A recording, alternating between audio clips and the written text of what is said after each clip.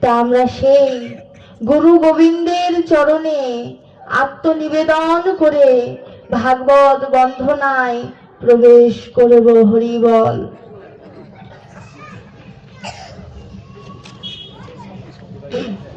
আমরা সবাই একটু হাত জোড় করি, যাদের হাত আছে সবাই হাত জোড় করব। কাশী কাঞ্চি অবন্তী দ্বারাবতী ইত্যাদি তীর্থ পর্যটনে যাদি সঙ্গ প্রণং তাদি সঙ্গ পুনাদপি শ্রীমদ ভগবতীয় কথা শ্রবণীতি জ্ঞাতা একদা নৈম শারণ্য গত বৈগুণ্য বিস্তৃত পুনঃ সকল জনগণ মানবিগুনন্দন শনকাদি ষষ্ঠী সহস্র ঋষিগণ শ্রোতা হমহর্ষ নন্দন শ্রীনন্দ নন্দন চরণ প্রয়াণ পরম কারণিক শ্রী সুতমণি বক্তা এদিকে ব্রহ্ম শাপগ্রস্ত সদারিদয়স্থ ত্যাগ ইন্দ্রপ্রস্থ গঙ্গা তীরস্থ মহারাজ ধীরাজ পরীক্ষিত মহারাজ শ্রোতা পরমহংস চূড়ামণি রসিক ভক্তগণের মুকুটমণি শীল সুখদেব গোস্বামী চরণ বক্তা শ্রী শুকবাচ নারায়ণং নমস্কৃত্য নরং চৈব নরোত্তমং দেবীং সরস্বতীং ব্যাসং তত জয়মুদীরয়েৎ। জয় জয় শ্রী চৈতন্য, জয় নিত্যানন্দ, জয় অদ্বৈত চন্দ্র, জয় জয় গৌর ভক্তবৃন্দ, জয় রূপ সনাতন ভক্ত রঘুনাথ, শ্রী গোপাল ভক্ত দাস রঘুনাথ। এই ছয় বিষয়ের করি চরণ বন্ধন, যাহা হইতে বিঘ্ন নাশ অভীষ্ট পূরণ। শ্রী শ্রী নিতাই গৌর সীতানাথ শ্রীবাস গদাধর পঞ্চতত্ত্বময় শ্রী শ্রী হরি পুরুষ সুন্দর। ওম নমো ভগবতে বাসুদেবায় ভগবতে বাসুদেবস্য। ওম নমো ভগবতে বাসুদেবায় ভগবতে বাসুদেবস্য। ওম নমো ভগবতে বাসুদেবায় ভগবতে বাসুদেবস্য। ব্যঙ্গময়ী স্বরূপায় শ্রীমদ্ ভাগবত গ্রন্থ মহাপুরুষায় নমঃ। ব্রাহ্মণেভ্যো নমঃ, স্বজনেভ্যো নমঃ, মাতৃগণেভ্যো নমঃ, পিতৃগণেভ্যো নমো নমঃ। মাইকে শান্তি পাচ্ছি না, কিছু করা নাই, মাল নাই, মানে সেট নাই, অল্প ছোট একটা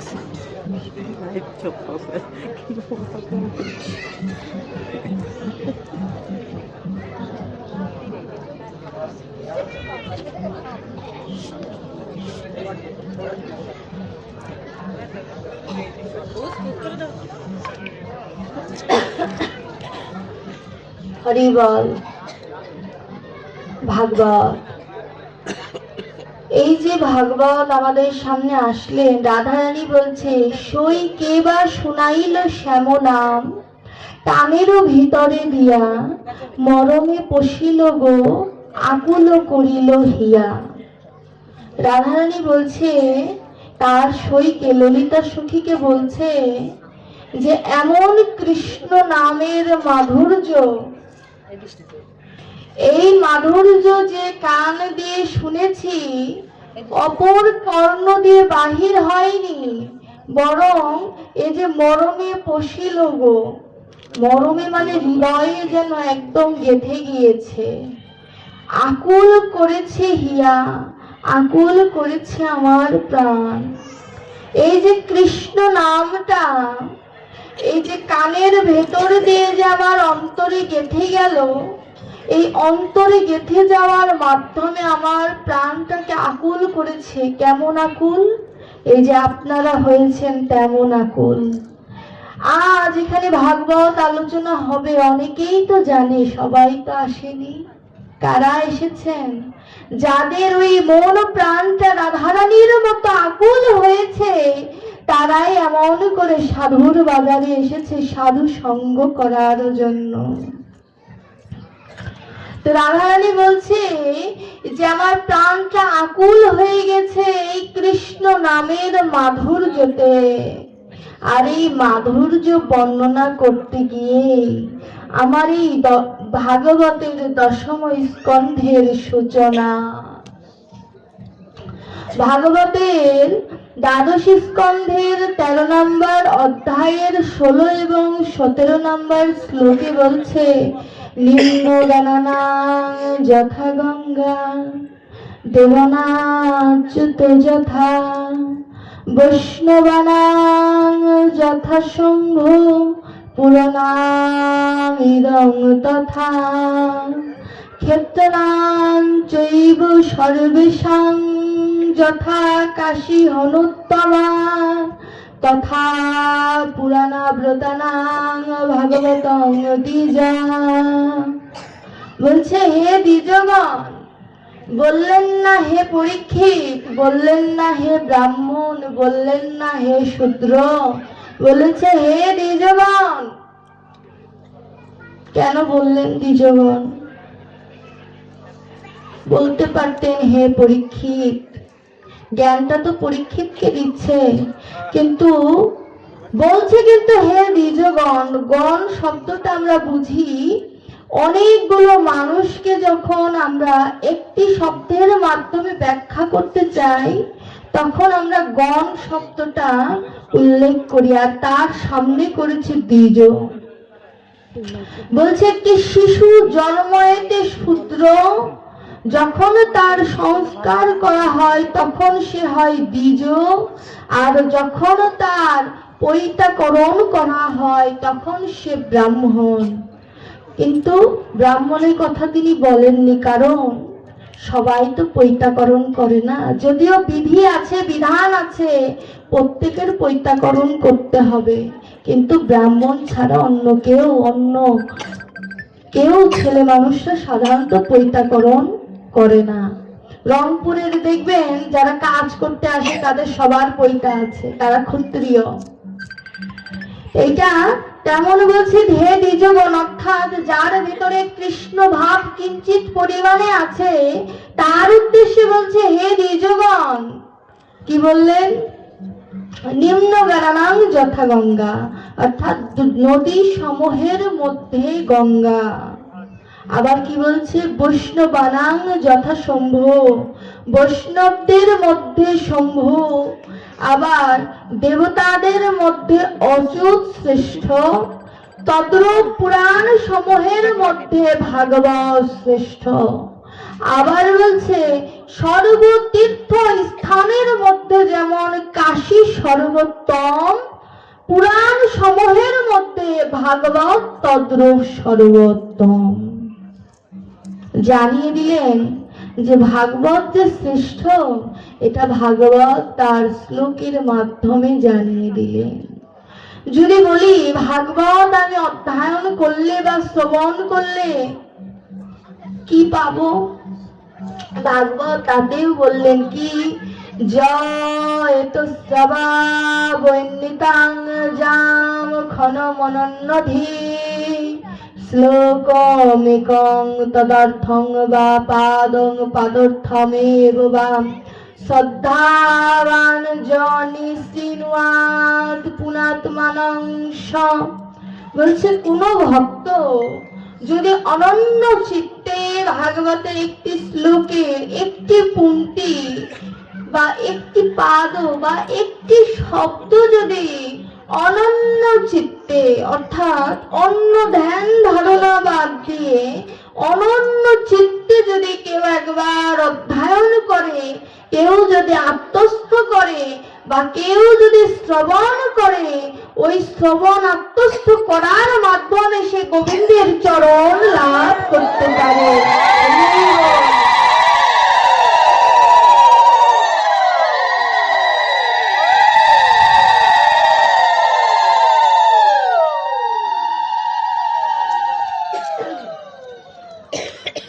তাহলে ভাগবত জানিয়ে দিলেন ভাগবত কেন পড়তে হবে, ভাগবত অধ্যয়ন করলে কি পাবো। এবার ভাগবত শব্দের অর্থ কি আমরা সবাই জানি। আমি এই কথাটা সব জায়গা বলি, কারণ যেটা পড়বো সেটার অর্থটা সবার আগে আমাকে জানতে হবে।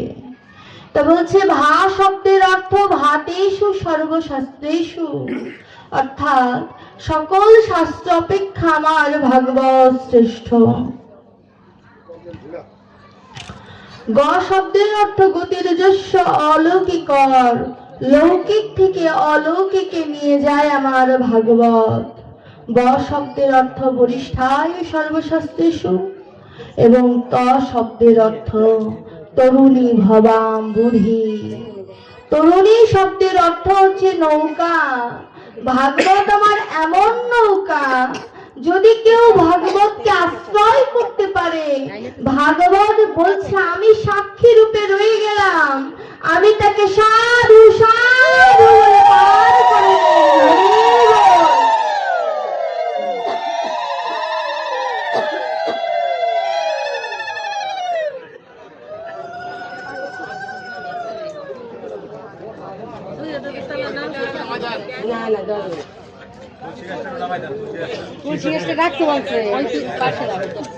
তুলসী গাছটা নিচে, তুলসী গাছ তো মানে নিচে রাখতে হয় না, এটার মর্যাদা উপরে। ও দেখতে পাচ্ছেন না? আচ্ছা এই পাশে তাহলে গ্রহের সামনে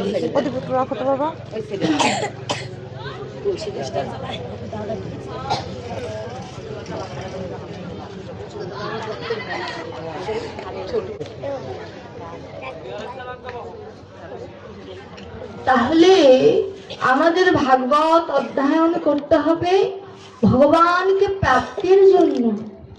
এটা কি এটার ভিতরেও কিন্তু কামনা বাসনা কিঞ্চিত হলেও কাজ করে। কেমন? ভগবানকে পাবো, মোক্ষ লাভ করব, এই আশায় ভগবানকে ডাকছি। বিষয়টা যদি এমন হয়, শাস্ত্র বলছে এটাও তোমার পূর্ণাঙ্গ কামনা ত্যাগ করা হয়নি, তোমার চাওয়াটা কেমন হবে জানো? তোমার চাওয়াটা হবে এমন যে হে গোবিন্দ, আমি তোমাকে ডাকতে পারি না, তোমাকে সেবা দেওয়ার মতো যোগ্যতা আমার নাই, কিন্তু তুমি তো জগৎ পিতা, তুমি তো জগৎ স্বামী, তুমি আমারও স্বামী, তোমার দায়িত্ব আছে। আমি দায়িত্ব ভুলে গেলেও তুমি তোমার দায়িত্ব থেকে বিচলিত হইও না, দয়া করে এই অধমকে কৃপা করো। এমন করে ডাকতে হবে যেন ভগবান আমাদের থেকে দূরে থাকতে না পারে। গৌর হরি বলছে আমার গোবিন্দের কাছে তুমি কিছু চেয়েও না, চাইতে হয় কার কাছে জানো? যে কিনা মনের বান্ধব হতে পারেনি। দেখবেন মায়ের কাছে কোনোদিন কিছু চাইতে হয়, মা কিন্তু সন্তানের মনোবাসনা বোঝে, কখন কোনটা সন্তানের প্রয়োজন মা কিন্তু জানে। ঠিক তেমন ভগবান হচ্ছে জগতের পিতা, জগতের মাতা, তিনি জগতের সকল কিছু, তার কাছেও চাওয়ার প্রয়োজন হয় না। তিনি ভক্তের যখন যেটা প্রয়োজন, ভক্তকে তখন সেটা দান করে। তাহলে যদি বলি মা তো কোনোদিন চায় না তার সন্তান কষ্টে থাকুক, তাহলে ভগবানও যদি পিতা হয়ে থাকে, আমি কেন সংসারে এসে মোহ মায়ার যন্ত্রণা ভোগ করছি? শাস্ত্র বলছে ভগবান তোমাকে কোনো কষ্ট দেয় না, কষ্ট দেয় তোমার কর্মফল। ভগবান শুধু তোমার পাশে থেকে তুমি যদি ভগবানকে ডাকো, ভগবান তখন তোমার হৃদয়কে বিবেক জাগরণ ঘটিয়ে তোমাকে পরামর্শ দান করে। এইটুকুই ভগবানের কাজ। ভগবান কোনোদিন কর্মফল থেকে তার ভক্তকে কোনোদিন সরিয়ে আনতে পারে না। ভগবান শুধু তাকে কৃপা করতে পারে, ভগবান দয়া করতে পারে, ভগবান পথ দেখিয়ে পারে।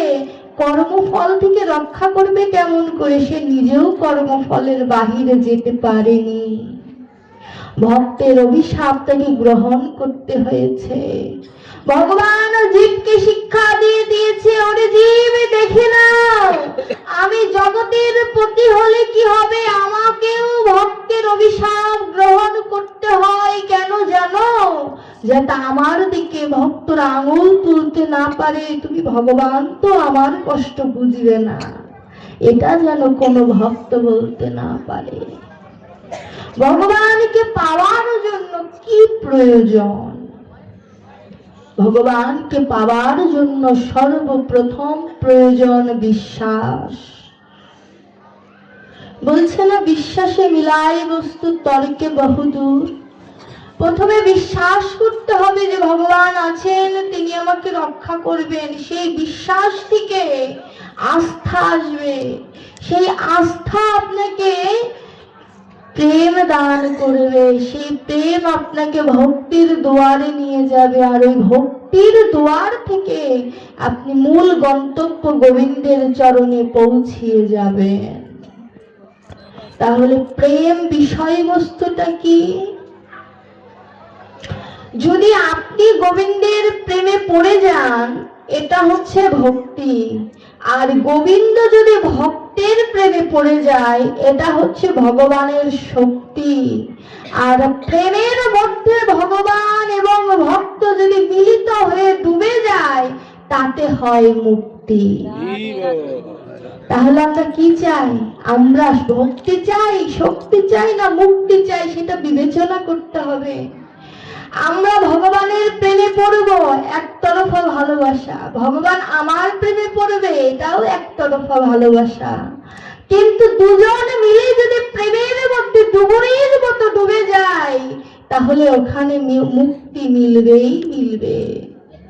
আর সেই মুক্তি পেয়েছে কারা? এই যে মহাপুরুষ যারা, বিজ্ঞ জ্ঞানী যারা, যারা ভগবানকে অন্তর্দৃষ্টি দ্বারা দেখেছেন। দেখেছিল কে? বিল্বমঙ্গল। কেমন করে দেখেছিল? তিনি ব্রাহ্মণের সন্তান ছিলেন, কিন্তু তার ভেতরে কিঞ্চিত পরিমাণে সংস্কার ছিল না। একদম পাপাচারী, ব্যভিচারী, এমন কোনো পাপ নাই এই জগতের যে সেই পাপ তিনি করেন নাই। যেদিন তার পিতা মারা যায়, তার যে শ্রাদ্ধ, সেই শ্রাদ্ধের দিন তিনি গিয়েছিলেন পতিতালয়ে। চিন্তামণি তার নাম। আশ্চর্যের বিষয় কি জানেন? ওই পতিতাই এখন জগৎ জোড়া খ্যাতি লাভ করেছে কি হিসাবে? গুরুদেব হিসাবে। কেমন? ওই বিল্বমঙ্গল চিন্তামণির কাছে গিয়েছিল কেমন করে জানেন? মদ্যপান করে তার অঙ্গের ভেতরে এমন ভাব সৃষ্টি হয়েছে যে জাগতিক জগতে কোথায় কি আছে তার কোনো জ্ঞান নাই। লক্ষ্য করবেন গিয়েছে কেমন করে। চিন্তামণির ওই পতিতালয়ে যেতে হলে নদী পার হতে হয়। নদীতে একটি মৃত দেহ ভেসে ভেসে আসছে। ওই চিন্তামণির কাছে যাবার এত নেশা যে মৃত দেহকে সে কলা গাছের ভেলা ভেবে ওই মৃত দেহের উপরে ভর করে নদীটা পার হয়েছে। ওইদিকে ভগবান হাসছে যে বলিহারি যায়। এত নেশা, এত কামক যে সে মরা দেহকে ভেলা ভেবে নদী পার হয়ে গেল, টের পেল না। এটা জীব শিক্ষা কেমন জানেন? আমরা সবাই উপাখ্যানটা স্মরণ করি, কিন্তু উপাখ্যানের ভেতরে যে রসটা আছে সেটা আস্বাদন করতে চাই না। ওই চিন্তামণি হচ্ছে আমার মতো ব্যভিচারী, ওই নদীটা হচ্ছে মায়া নামের নদী, আর ওই ভেলাটা হচ্ছে পাপ নামের ভেলা। আমরা ওই পাপ নামের ভেলাটাকে কোনো তোয়াক্কা না করে ওই ভেলার উপরে দাঁড়িয়ে মায়ার নদী পার হওয়ার চেষ্টা করি, কিন্তু ভব নদী যে পার হতে হবে এই কথা আমাদের মনে থাকে না। এটা হচ্ছে নিগুড়ের তত্ত্ব, অর্থাৎ ভেতরের কথা। চিন্তামণি যখন নদী পার হয়ে গেলেন, এবার পতিতালয়ের যে মেন দরজা, সেই দরজা বন্ধ। এখন উপরে উঠবে কেমন করে? একটি সর্প তার লেজ ঝুলিয়ে রেখেছে।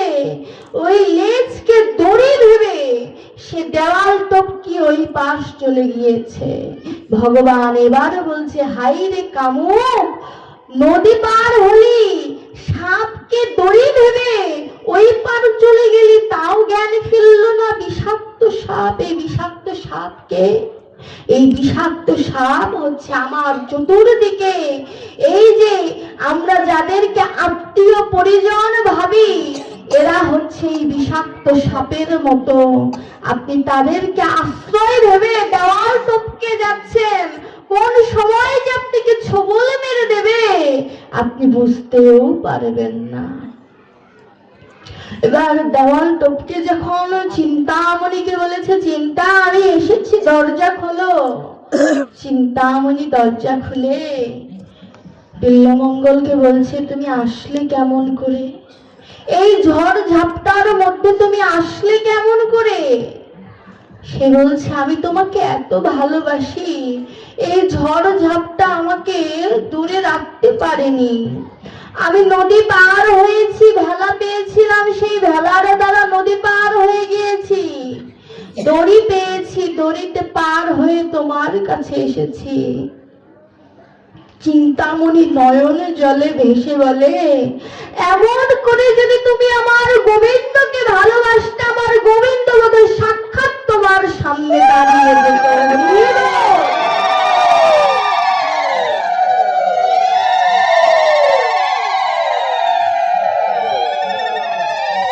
বলছে, এমন করে তুমি যদি আমার প্রাণনাথকে ভালোবাসতে, আমার প্রাণনাথ দূরে থাকতে পারতো না। তুমি চলে যাও, এই মুহূর্তে তুমি আমার সামনে থেকে চলে যাও। আমি তোমার মুখ আর দেখতে চাই না, আমি পতিতা হতে পারি, কিন্তু এত কামক আমি কোনোদিন দেখি নাই। বিল্বমঙ্গলের ভেতরে আঘাত লাগে, যে যার জন্য এত কষ্ট করে আসলাম সে আমাকে কামক উপাধি দিল। ঠিক তেমন সংসারেও যার জন্য আপনি সব থেকে বেশি ভালোবাসা, আপনার সম্পদ, আপনার অর্থ, সম্মান, যার জন্য বেশি ব্যয় করবেন, সেই একদিন বলবে, কি করেছো আমার জন্য, কি করেছো আমার জন্য, এটা তোমার দায়িত্ব, এই কথাটাই বলবে। এর বাহিরে সংসার থেকে যে বেশি কিছু আশা করবে, সে এর থেকেও চরম পর্যায়ের আঘাত পাবে। চিন্তামণি মাথা নিচু করে দাঁড়িয়ে রয়েছে, নয়ন জলে ভাসছে। ঘর থেকে গোবিন্দের একটি বিগ্রহ এনে বিল্বমঙ্গলকে দিয়ে বলল, যাও, আজ থেকে ভজন পথে বের হয়ে যাও। আমি গোবিন্দের কাছে প্রার্থনা করব, যেমন করে তুমি আমায় ভালোবেসেছো, তেমন করে তুমি যেন আমার গোবিন্দকে ভালোবাসতে পারো। বিল্বমঙ্গলের ভিতরে ভক্তি আসলো। কেন ভক্তি আসলো জানেন? চৈতন্য হলো, যার জন্য পতিতা আমাকে বলছে, যাও ভজনে যাও, আমার তো ভজনে যাওয়া উচিত। চিন্তামণি বিল্বমঙ্গলকে বললেন, হাত ধরে বলছে, তুমি আমায় ভালোবাসো তো? তুমি যেদিন গোবিন্দর দর্শন পাবে, এই চিন্তামণির কথা কিন্তু তুমি ভুলে যেও না। এই চিন্তামণির গতি তুমি করে দিও, কারণ তুমি ছাড়া তো এই পাপিষ্ঠ দেহের কোনো গতি হবে না। সেদিন তুমি আমার গতি করে দিও। চিন্তামণির কথা শুনে বিল্বমঙ্গল চলে গেলেন নদীর ঘাটের ওখানে। নদীর ঘাটে বসে বসে ভাব নয়নে কাঁদছে আর বলছে, সারা জীবন কি করলাম। এক রমণী ওই ঘাটে জল নিতে এসেছে, ওই রমণীর দিকে অনেকক্ষণ ধরে আমার বিল্বমঙ্গল যে তাকিয়ে আছে আর বলছে, কি সুন্দর। যখন এই কথাটা বলেছে না, কি সুন্দর, মনকে নিজে সান্ত্বনা দিচ্ছে, ওরে মন, সুন্দর কেন বলেছি জানিস? যে সুন্দরের সৃষ্টি করেছে সেই সুন্দর না জানি কত সুন্দর। বলছে, যে আমাকে সৃষ্টি করেছে এত সুন্দর করে, যে ওই রমণীটাকে এত সুন্দর করে সৃষ্টি করেছে, সে না জানি কত সুন্দর। ওই রমণীকে বলছে, মা এদিকে আসো। আসলো, বলছে, মা তোমার কাছে আমি একটা জিনিস চাইবো, তুমি আমায় দেবে? বলছে, কি? তোমার ওই চুলের রূপোর কাঁটাটা তুমি আমায় দেবে। দিয়ে দিলেন। দেওয়া মাত্রই চুলের কাঁটা দিয়ে নিজের দুই চোখ অন্ধ করে দিলেন। কেন? এই বাহিরের জগৎ আর সে দেখতে চায় না।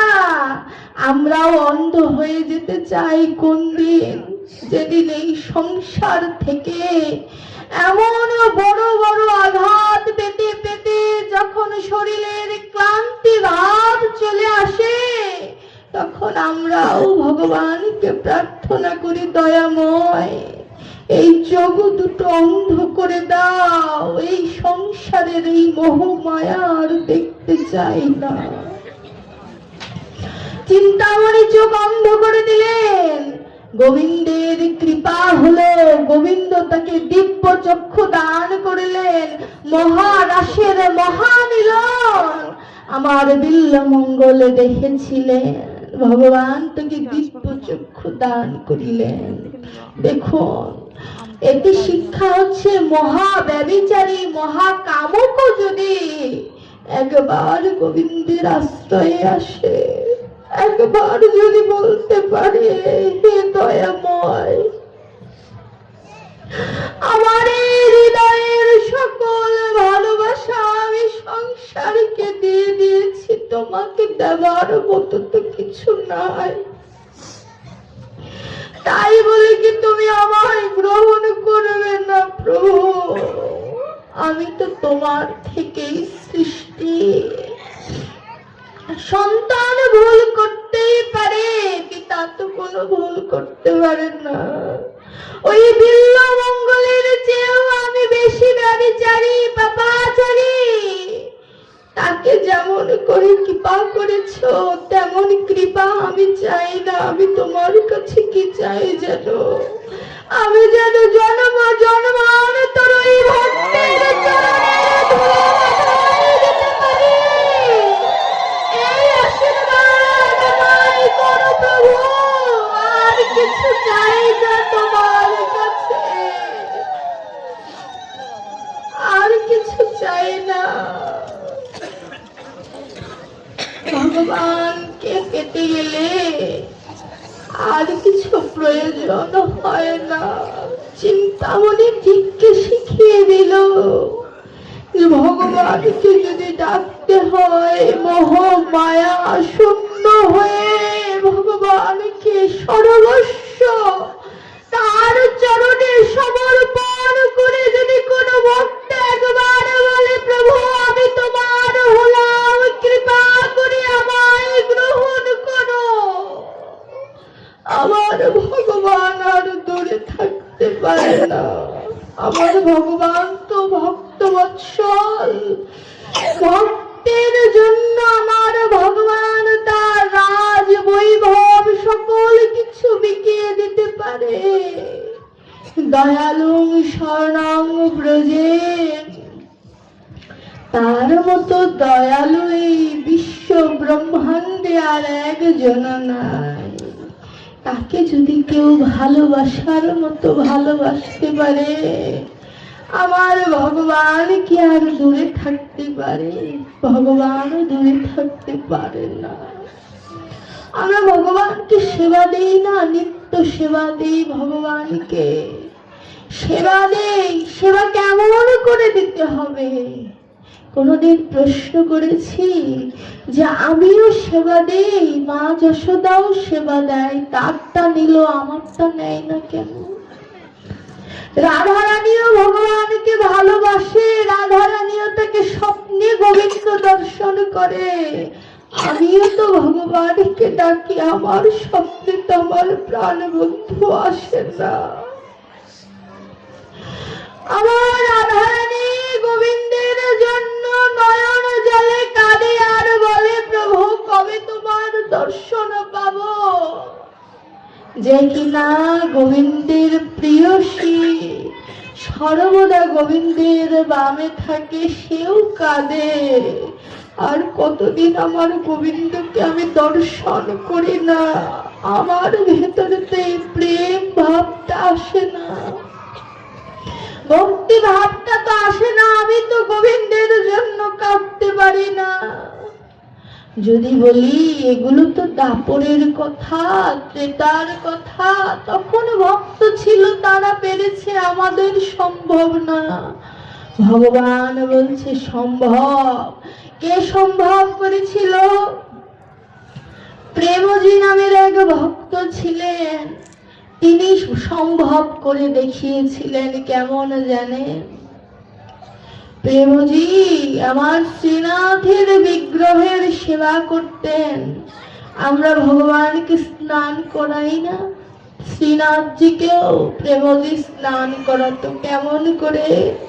যমুনার জল বড্ড প্রিয় আমার ভগবানের, তাই শ্রীনাথজি করতেন কি, শ্রীনাথের জন্য প্রেমজি প্রতিদিন একদম ব্রহ্ম মুহূর্তে যমুনা থেকে জল এনে শ্রীনাথজিকে স্নান করাতেন। কেন? ভাবটা কি তার, যে যমুনার জলে যদি আমার শ্রীনাথকে স্নান করানো যায়, আমার শ্রীনাথ আনন্দিত হবে। আমরা যখন ভগবানকে স্নান করাই, ভগবানকে কোনোদিন প্রশ্ন করেছি ভগবান তোমার ঠান্ডা লাগে কিনা? ভগবান জলের তাপটা তুমি সহ্য করতে পারো কিনা? এটা হচ্ছে বাৎসল্য প্রেম। অনেকে বলে এটা বড্ড বাড়াবাড়ি। না, ভক্তির ক্ষেত্রে কোনো বাড়াবাড়ি হয় না। ভক্তির ক্ষেত্রে ভগবানের বিগ্রহকে বেঁধে তার ভেতরে বাৎসল্য প্রেম আসে।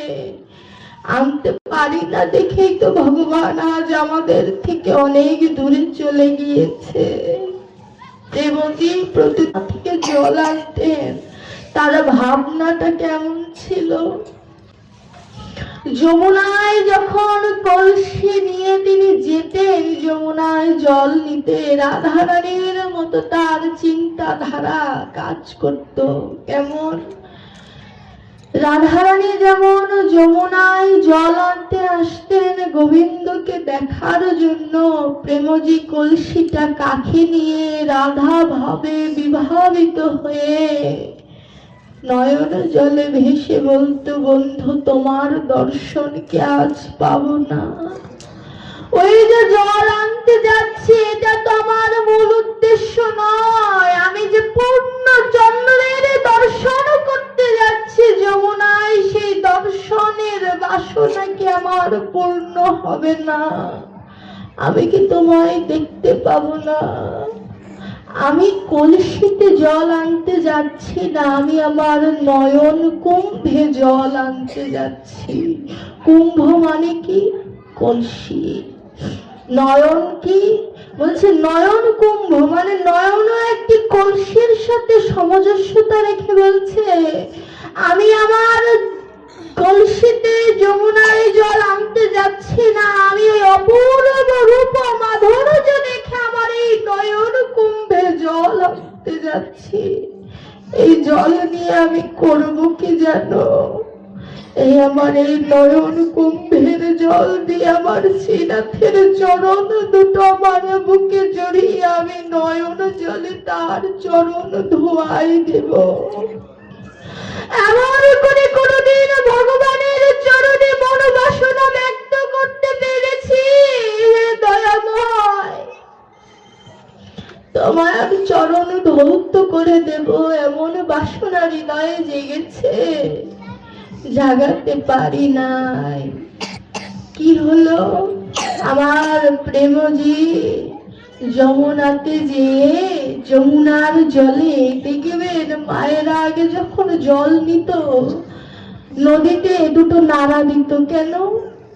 যাতে ময়লা আবর্জনা গুলো দূর হয়ে যায়।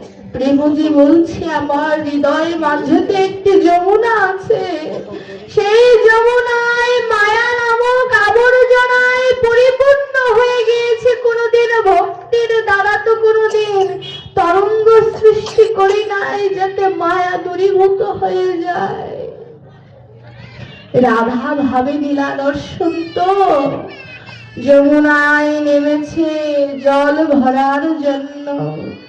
রাধারানী যেমন রূপ অনুরাগের সময় যমুনায় জল ভরতে গিয়ে যমুনাতে গোবিন্দের মূর্তি দর্শন করে এতটা হৃদয়ে ভাব সঞ্চার হয় যে যমুনার উপরে প্রতিচ্ছবি পড়েছে এটা তার মনে নাই। কি বলছে, সে ভাবাবেশে যমুনায় নেমে ওই যমুনার উপরের যে কৃষ্ণ সেই কৃষ্ণ ধরতে যায়। বলছে পুরো জলে ঢেউ দিতে বিম্ব উঠে আচম্বিতে, বিম্ব মানে বুদবুদ। যখন জলের মধ্যে গোবিন্দ ধরতে গিয়েছে, বুদবুদের মধ্যে গোবিন্দের প্রতিচ্ছবি ফুটে উঠেছে। রাধারানী বলছে আমার যমুনার কি সৌভাগ্য, একই বুকে কত কৃষ্ণ ধরে, আমি যদি রাধা না হয়ে যমুনা হতে পারতাম। এই চিন্তাগুলো কোনোদিন ভেতরে এসেছে যে আমার এই মানব জন্মটা না হয়ে যদি যমুনার এক বিন্দু জল হয়ে আমারও জন্ম হতো, অন্তত গোবিন্দের সংস্পর্শ না পেলেও ভক্তের অঙ্গ সংস্পর্শ তো পেতাম। এই জ্ঞানগুলো যেদিন ভেতরে সঞ্চার হবে সেদিন গোবিন্দের কৃপা হলেও হতে পারে। আমার রাধারানীর ভাবাবেশে প্রেমজি যমুনায় জল নিয়েছে, জল নিয়ে রওনা হচ্ছে আর বলছে যমুনা থেকে জল নিয়ে বাড়ি চলে এসেছি, কিন্তু যেদিন বৈতরণীর ঘাটে দাঁড়াবো সেদিন তার জল নেওয়া হবে না। সেই দিন কি করব, সেই দিন আমার গতিটা কি হবে? ওই বৈতরণীর ঘাটে যেয়ে আমার ভগবানকে, আমার শ্রীনাথজিকে আমি কি দেব? আমার তো দেওয়ার মতো কিছু নাই। এই ভেবে প্রেমজি প্রতিদিন নয়ন জলে কাঁদে। বলছে যাওয়া আসার মধ্যে থাকলে ভালোবাসার সৃষ্টি হয়। প্রতিদিন যাওয়া আসা করতে করতে শ্রীনাথজি চতুরের শিরোমণি, তিনি ভাবছে ভক্তকে পরীক্ষা করবে কতটা পক্ত হয়েছে। আমার গুরুদেব বলেন, আমার যিনি ভাগবতের গোসাই, তিনি বলেছেন যত ব্যক্ত তত ত্যক্ত, যত গুপ্ত তত পোক্ত। অর্থাৎ যত ব্যক্ত করবেন ভজনের বিষয়, গোবিন্দের কাছে আপনি তেতো স্বভাবের হয়ে যাবেন। গোবিন্দ পছন্দ করেন না কোনো ভক্ত তার ভজনটাকে সবার সামনে উপস্থাপন করুক। আবার বলছেন যত গুপ্ত মানে গোপন করে যত রাখবেন, ভালোবাসা গোবিন্দের সাথে যে আপনার ভালোবাসার বিষয়বস্তু যত গোপন করে রাখবেন তত পোক্ত অর্থাৎ শক্ত হয়ে থাকবে। এই বন্ধন জন্ম জন্মান্তরে কোনোদিন ছেদন হবে না। আমার প্রেমজি কি করেছে, প্রতিদিন নয়ন জলে ভেসে ভেসে যমুনায় যেতেন আসতেন। একদিন শ্রীনাথজি মহা প্রলয় সৃষ্টি করলেন। কেমন? অনেক ঘূর্ণিঝড়ের মতো এমন বাতাস সৃষ্টি করেছেন, তখনকার সময় তো তারা গুণে সময় পরিমাপ করত। এমন ভাবে তিনি ঘূর্ণিঝড়ের সৃষ্টি করেছে যে রাত হয়েছে না সকাল হয়েছে কিচ্ছু বোঝা যায় না। প্রেমজির মনে চিন্তা যে আজকে যদি আমি ব্রহ্ম মুহূর্তে যমুনার থেকে জল না আনি, আমার শ্রীনাথজি স্নান করানো হবে না। কিন্তু তিনি আকাশের দিকে তাকিয়ে বুঝতে পারছে না যে সময় কত হয়েছে। যেন অন্তর থেকে তারে বলছে বেলা বেশি নাই, বেলা যে বয়ে যায়। অন্তর থেকে কে যেন প্রেমজিকে বলছে। আর ভাবুক অদরে দাঁড়িয়ে বলছে প্রেমজি এ কথা তোমাকে তোমার অন্তরে বলছে না গো, এ কথা জগৎবাসীকে বলছে। ওরে বেলা যে নাই, বেলা যে বয়ে যায়। আমার এই আয়ু বেলা তো বয়ে যাচ্ছে, কখন জানি পশ্চিম আকাশে অস্ত চলে যাবে। সময় গুনছে, গুনতে গুনতে কখন শেষ হয়ে যাবে, কার বেলা কখন কেউ বলতে পারবে না। প্রেমজি চিন্তা করছে সকাল হোক আর রাত হোক আমি এখনই যমুনাতে যাব জল আনার জন্য। বাহিরে দরজা খুলে দেখে এমন বাতাস, হাঁটার কোনো উপায় নাই। আমাবস্যার মতো ঘন অন্ধকার, এমন বাতাস চলছে মশাল জ্বালিয়ে যাওয়াও সম্ভব নয়। ওই ঘন ঘন বাতাসকে প্রেমজি বলছে, ওরে বাতাস, তোর থেকেও কঠিন বাতাস আমার হৃদয় মাঝে ঘন ঘন বর্ষণ হচ্ছে। সেই বাতাসকে কাবু করতে পারি নাই। কোন বাতাস? ষড়রিপু যে আমার হৃদয়ে যে ঘন ঘন মোহ মায়ার বাতাস করছে, এই বাতাস থেকে তো নিজেকে উদ্ধার করতে পারি নাই। অন্তত মায়ার জগতের বাতাসে একটু লড়াই করি। গোবিন্দের নাম নিয়ে বলছে, তোমার নাম নিয়ে ঘরের বাহির হলাম, বন্ধু তুমি যা করো হে। গোবিন্দের চরণে আত্মনিবেদন করে ঘর থেকে রওনা হলেন। কিছু দূর যাওয়ার পরে এত ঘন অন্ধকার, একটি পাথরের সাথে পা বেঁধে হোঁচট খেয়ে পড়ে গিয়েছে, পা দিয়ে রক্ত বের হচ্ছে। পাথরকে বলছে, ওরে পাথর, জীবনে কত আঘাত পেয়েছি মায়া নামক সংসার থেকে, কত রক্তাক্ত হয়ে গিয়েছে আমার এই হৃদয়, তারপরেও মোহ মায়ার থেকে একটু দূরে এসে একবার গোবিন্দের নামের জয়ধ্বনি দেওয়া হলো।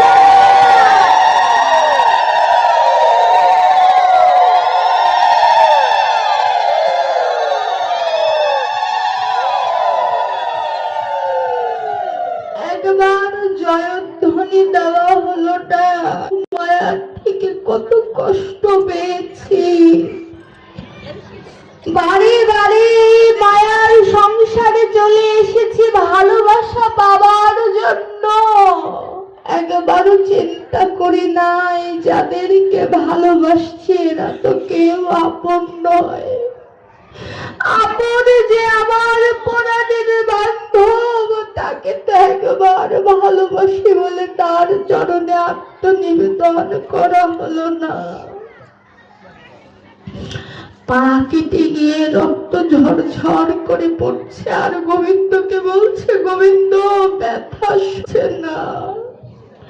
গোবিন্দকে বলছে, গোবিন্দ হে শ্রীনাথ, ব্যথা সহ্য হচ্ছে না, দয়া করো। আমার শ্রীনাথ কি আর বিগ্রহ হয়ে থাকতে পারে? আমার শ্রীনাথ একটি ছোট্ট বালকের রূপ নিয়ে মশাল জ্বালিয়ে চলে এসেছে। ভক্তকে ধরা দেবে না, ভক্তের সামনে দাঁড়িয়েছে, দাঁড়িয়ে যমুনার পথে যাচ্ছে। শ্রীনাথের যখন নয়ন ওই ছোট্ট বালকের দিকে পড়ল, না জানি আপনা আপনি ব্যথাটা দূরীভূত হয়ে গিয়েছে। ওই বালকের দিকে প্রেমজি তাকিয়ে বলছে, ওই মশালের থেকে ওই বালকের দিব্য জ্যোতিটা আরো বেশি। কে এই বালক? ভগবান ধরা দিতে না চাইলে ভক্তের সাধ্য নাই ধরা। ওই শিশুর দিকে, ওই বালকের দিকে প্রেমজি ধাপিত হলেন। বালক যেদিকে যায় প্রেমজি সেদিকেই যায়। আকাশের ঘন আকাশ দেখে, কালো অন্ধকার আকাশ দেখে প্রেমজি নয়ন জলে কেঁদে বলে, আমার এই হৃদয়টা তো ঘন আকাশে পরিপূর্ণ, আমি তো গোবিন্দ বলে কাঁদতে পারি না। আমার এই হৃদয়টা তো ভগবান শূন্য হয়ে গিয়েছে, আমার ভগবানকে তো আমি আমার হৃদয় মন্দিরে স্থাপন করতে পারি নাই, কোনদিন দিব্য আলো ছড়াতে পারি নাই। আমার কি হবে? এমন করে কোনদিন নয়ন জলে কেঁদে ভগবান দয়া করো বলে একবার আকুতি বিনতি করি নাই।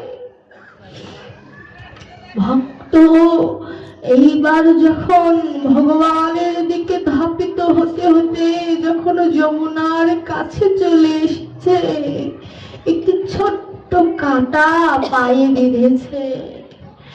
ছোট্ট কাঁটাটা যখন পায়ে বিঁধেছে, শ্রীনাথজি, আমাদের পায়ে যদি কাঁটা বেঁধে আমরা প্রথম কার নাম উচ্চারণ করি? মা। আর শ্রীনাথ যে উচ্চারণ করলেন, শ্রীনাথ রক্ষা করো, এমন করে যখন চিল্লিয়ে উঠেছে না, বালক থেমে গিয়েছে। কেন? পায়ে কাঁটা বিঁধেছে। বালক আসছে না ভক্তের কাছে, আসলে তো ধরা পড়ে যাবে। এবার প্রেমজি ওই কাঁটাটা খুলেছে, খুলে কাঁটার দিকে তাকিয়ে বলছে, কাঁটা, তোর থেকেও বড় কাঁটার আঘাত আমি পেয়েছি, পাওয়ার পরেও আমি এই সংসারকে ভালোবাসছি। আজ তুই আমাকে আটকাতে পারবি না রে কাঁটা। ওই যে বালককে আমি দেখেছি, ওর সাথে সাথেই আমি যাব। দেখেছেন ভক্তিটা কি তার? যমুনায় নিজে জল নিয়েছে, আর যমুনাকে প্রণাম করে বলছে, যমুনা, আজ নিজেকে কেন যেন অন্য রকম লাগে। যমুনা মনে মনে ভাবছে, লাগবেই তো, আজ তোমার মতো ভক্তের কারণে আজ আমার গোবিন্দ দর্শন হয়ে গেল। শ্রীনাথজি জল এনে যখন শ্রীনাথজির সাথে সাথে যখন প্রেমজি আসছে, প্রেমজি চিন্তা করলেন, জল আজ ঘরে নেব না, আমি সরাসরি মন্দিরে যাব। মন্দিরে যে দেখে আমার শ্রীনাথজি যে বালকটিকে দর্শন করেছিল, ওই বালকের বেশভূষা ধারণ করে আমার শ্রীনাথজি দাঁড়িয়ে আছে। হাতে দেখে মশালের কালো দাগ, চরণে সেই যমুনার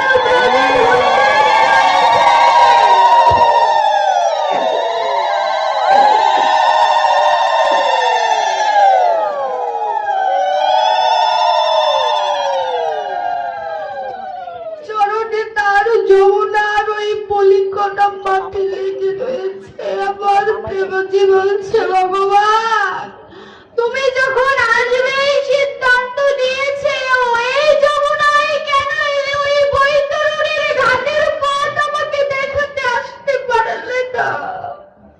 আমি তো এই যমুনায় তোমায় দেখতে চাইনি। তুমি আর এসো না, এমন করে মশাল নিয়ে তুমি আর এসো না। তোমার ওই কোমল হস্ত, যে হস্ত স্পর্শ করতে 10 বার চিন্তা করে আমার মা লক্ষ্মী, সেই হস্তে তুমি মশাল ধরেছ, তোমার হাতটা পুড়ে গিয়েছে। শ্রীনাথের হাতে দেখে ফোস্কা পড়ে গিয়েছে। ভক্তের ভাব নয়নটা কেমন দেখুন। ভগবানের চরণে, ভগবানের হাতে মশকা পড়ে গিয়েছে। ভগবানের এই দুঃখ দেখে ভক্ত নিজেকে বলছে, আমি কত জন্মের অপরাধী। আমার জন্য ভগবান বৈকুণ্ঠ ত্যাগ করে তিনি এসেছেন মশাল নিয়ে। শ্রীনাথজির আজ আর যমুনার জলে স্নান করানো হলো না। কেন জানো? আজ শ্রীনাথ তার নয়ন জলে আমার ওই শ্রীনাথের